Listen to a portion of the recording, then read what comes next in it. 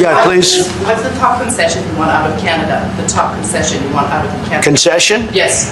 Friendship. But that's not a concession. No, we're going to be friends with Canada.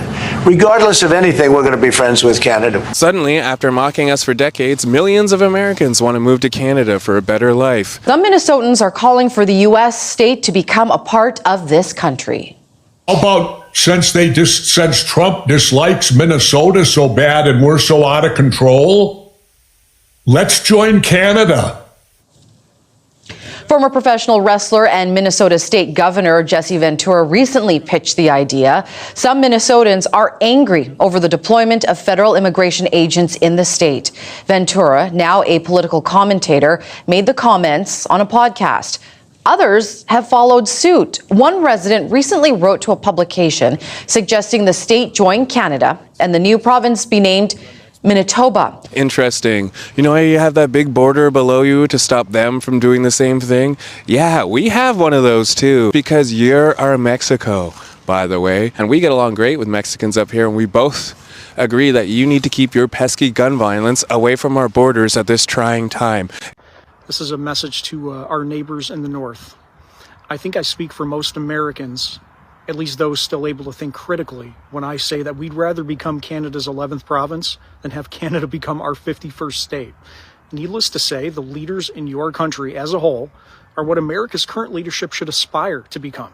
And believe me when I say that if Trump did ever try to invade your country, the American people would revolt in this despicable excuse for an American, let alone a human being, would be removed from office by overwhelming force. So you might have heard there's a bit of tension right now between Canada and the U.S., but behind the political clashes, turns out Americans really like us a lot. A recent Gallup poll found that 40% of American women aged 15 to 44 say they would permanently leave the U.S. if they could, more than double the number of young men who said they would do the same. The pollster says it's the biggest gender gap they've ever seen.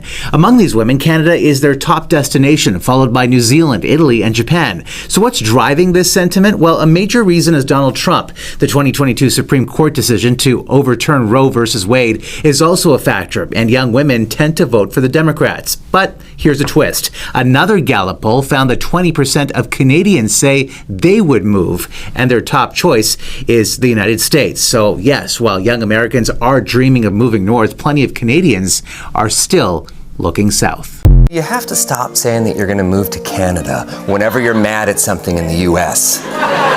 As a Canadian, I'm sorry, but no, you can't.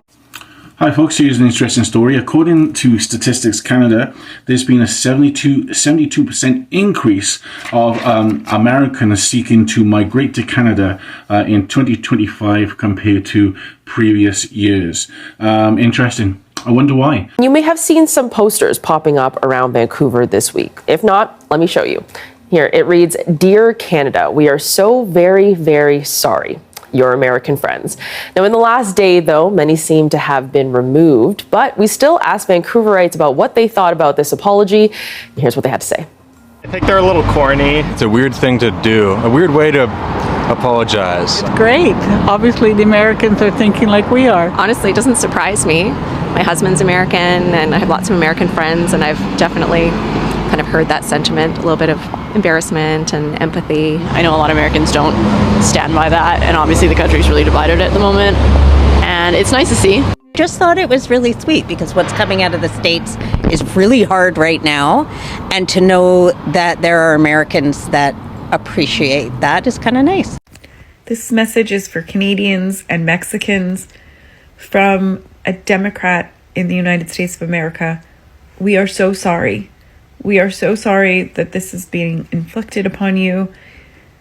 Please do not hate us. There are 71 million of us that did not choose this and want nothing to do with this man, want nothing to do with invading your countries or making you a state. Please do not hate us all. I just have to say, on behalf of millions of us sane Americans, we are so sorry to the whole world about what's going on, especially to Canada. I live in California, and there is a huge push to secede from the rest of the United States. California is done. We would love to be part of Canada. We don't want Canada to be here. You don't want to be here, but we would love to be Canadian at this point. We're just so sorry. We don't know what's going on. Nobody's doing anything. Nobody is stopping him. The effing Supreme Court, they gave him immunity. Remember, everybody should be calling the Supreme Court justices and saying, how dare you? This is your fault. You gave him immunity. And I might call my reps. Everybody's calling their reps. We have Indivisible. We're protesting, but the news isn't showing it. We're just sorry. Canada, you stay strong. We're sorry. Americans and Canadians are two people, two countries, in my view, sharing one heart. Our destinies are intertwined and they're inseparable, not because of the inevitability of geography, but because it's a choice we've made again and again. The United States chooses to link our future with Canada because we know that we'll find no better partner. And I mean this from the bottom of my heart. No more reliable ally, no more steady friend. And today I say to you and to all the people of Canada that you will always, always be able to count on the United States of America. I guarantee it. Yeah, so family, Canada, often perceived as America's friendly neighbor, is showing that friendliness has limits. And from economic negotiations to international diplomacy, Canadians are not just politely saying no, they're drawing a line, forcing Americans to reconsider their approach, their tone, and even their assumptions about entitlement on the global stage. Now, the desperation is palpable. And we can see that social media is flooded with Americans expressing disbelief, expressing frustration, and at times embarrassment. And the citizens, American citizens themselves, try to make sense of Canadians' refusal. Meanwhile, Canadians watch with a mixture of amusement, pride, and skepticism, fully aware that their position gives them leverage in ways the US did not anticipate. And digging deeper, family, the question emerges: who truly benefits when one nation begs while the other resists? And we can see that Canadians are strengthening their sovereignty, protecting their economic and political interests, and sending a signal that they cannot be taken for granted. And you can see that Americans, on the other hand, are forced into introspection. It's a humbling experience, a rare moment where public opinion collides with reality, and the image of invisibility America has long projected starts to crack. And it's not just political, family, it's cultural. Americans are realizing that charm, wealth, and or even historical alliances are not enough to sway a neighbor who has long valued autonomy. And we can see that the situation highlights a crucial lesson: respect and mutual understanding are not optional. They are the currency of influence in today's interconnected world.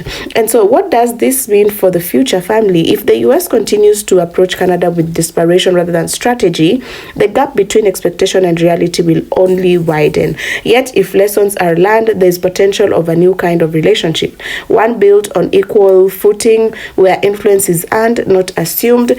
And for now, however, the world watches with fascination as Americans plead, Canadians stand firm, and a simple lesson is in humility is being broadcast live for all to see. Now, this is more than just politics, family. It's a cultural mirror reflecting the vulnerabilities of a superpower when it meets a neighbor unwilling to bow to pressure. And the irony is rich. Americans who often see themselves as the arbiter of acceptance are learning firsthand that not everyone follows their lead.